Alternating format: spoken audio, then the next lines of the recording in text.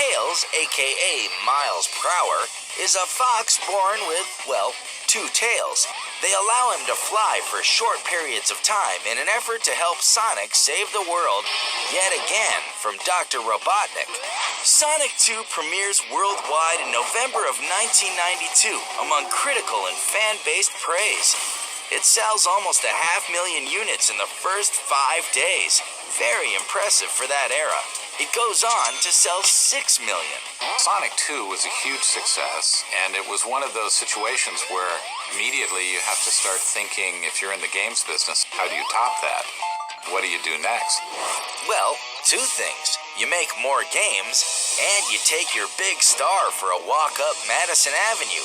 Sega and Sonic pen numerous lucrative promotional deals with everyone from Hojos to SpaghettiOs. It's as if the entire commerce world wants to slap the Hedgehog's mug on their product, including the Mac Daddy of all fast foods. Sonic figurines are sold in more than 50 million McDonald's Happy Meals. In Q-score ratings across the nation, Sonic the Hedgehog is more recognizable to children than Mickey Mouse.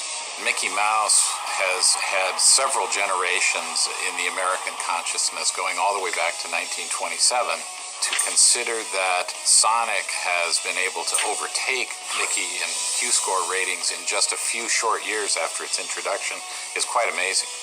By late 93, he even inks a deal for a comic book series and a couple of animated TV shows. I was built for speed and born for danger. He makes a cameo on The Simpsons and is represented as an enormous balloon in the Macy's annual Thanksgiving Day Parade, the first time a video game character has appeared in the long-running Americana centerpiece. We needed Sonic everywhere. We needed Sonic on TV, in the game, in your bedroom, on your bedroom sheets. You wanted Sonic the Hedgehog all throughout a person's life. We talked about him as though he was alive, as though he was with us. It's kind of strange, perhaps, looking back at it, but we were very much wrapped up in his success. And success is precisely what Sega desires with their upcoming release, Sonic 3. With Sonic the Hedgehog currently on top of the video game charts, and pretty much every other chart imaginable, what could possibly go wrong with this future? The answer? A whole lot.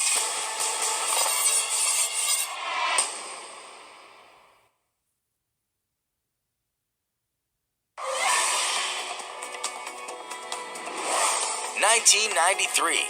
After 2 mega hits in a row, Sega's strategy for continued success sounds simple. Make a third Sonic. When making Sonic 3, I wanted to make a big game, and it was scary. We felt that we needed a deeper story to expand the world of Sonic. Adding more of a storyline to this action game made the project huge.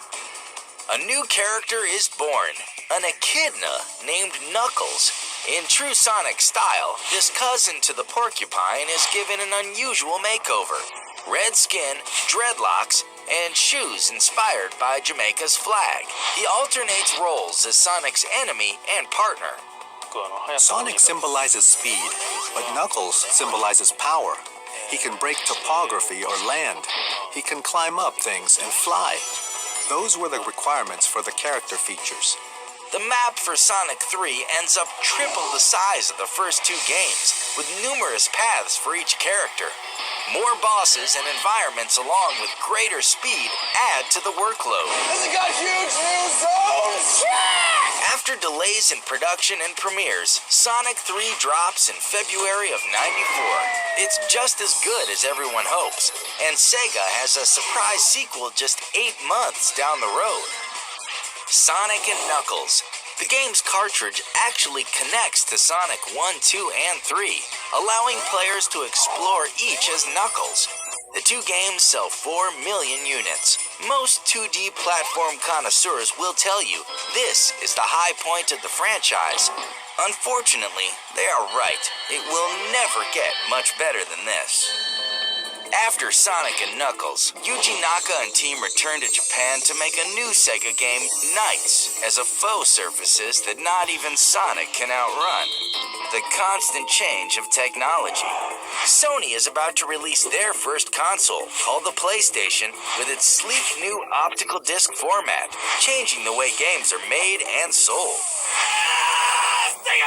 Trying to compete, Sega launches the Saturn, a 32-bitter hitting Japan in November of '94 and the US 6 months later. Sales suffer as the console is unable to overcome its high price of $399 in competition from the super hot PlayStation at $100 less.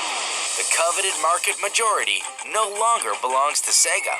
Trying to keep their heads above water, a new UK-based Sega group produces Sonic titles for the Saturn. With Sega Saturn, we delivered a game such as Sonic Blast, Sonic R, the Sonic Racing game. They did reasonably well, but it was a struggle for us to fight against Sony, and this was the very first roadblock Sonic had faced.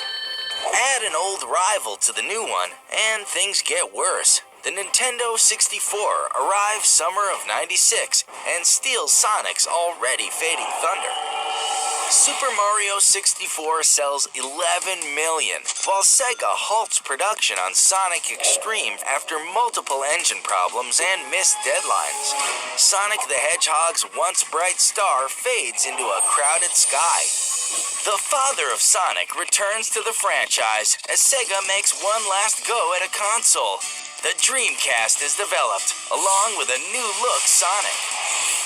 We can't transport Sonic's 2D features to a 3D game, so we had to come up with a unique new 3D Sonic. Speed is what everyone talks about with Sonic, but what you will physically feel, like the wind blowing your face and all this scenery coming at you, that kind of speed was enhanced in the 3D game. Sonic Adventure would be the Hedgehog's biggest challenge ever, featuring a whopping 6 characters, each with their own storyline and abilities. Our mission was to renew the character, so we had to ask ourselves, to what extent do we change Sonic? What are the reasons for changing the way it looks? That's what I paid close attention to. The move from 2D to 3D is where Sonic changed the most. At that stage, I talked with Naka, Oshima, and the whole original Genesis team. We talked about the characteristics of Sonic and how Sonic should be in the future. We talked about it a lot. And we took a long time to make decisions. Fortunately, not too long. The game is finished in time to join Sega's much-hyped Dreamcast launch on 9/9/99. Both console and game sell out within hours. After 5 years adrift, Sonic is back and looking better than ever. Fans love the mind-bending collection of loop-de-loops and vertigo-inducing jumps. Overall, Sonic Adventure is a triumphant relaunch of the franchise, but the run doesn't last long at all. Sega is still in trouble. The company is drowning in debt thanks to the Saturn roadblock and their pricey ad campaigns. They also spend millions on new hardware that just doesn't sell. In early 2001, Sega announces that they will discontinue their hardware initiatives and focus strictly on game development. In the coming years, Sonic and his friends appear in a staggering number of games for pretty much every platform available. Sony, Microsoft, mobile phones, and yes, even Nintendo. Today, as Sonic Team gets a handle on next-gen systems, the world is sure to see even bigger games and adventures. It's hard to believe that an odd little creature from a couple of young minds forever changed the way we look at video games and characters. When I get a compliment, I take it as a compliment to the team. I did program the game, but just because the programming is good, that doesn't make it a good game. You need a good illustrator for the characters and a good map, and I couldn't have done that by myself. So it was Sonic Team that was great. It was really a good experience. I want Sonic to continue running for another 50 or 100 years.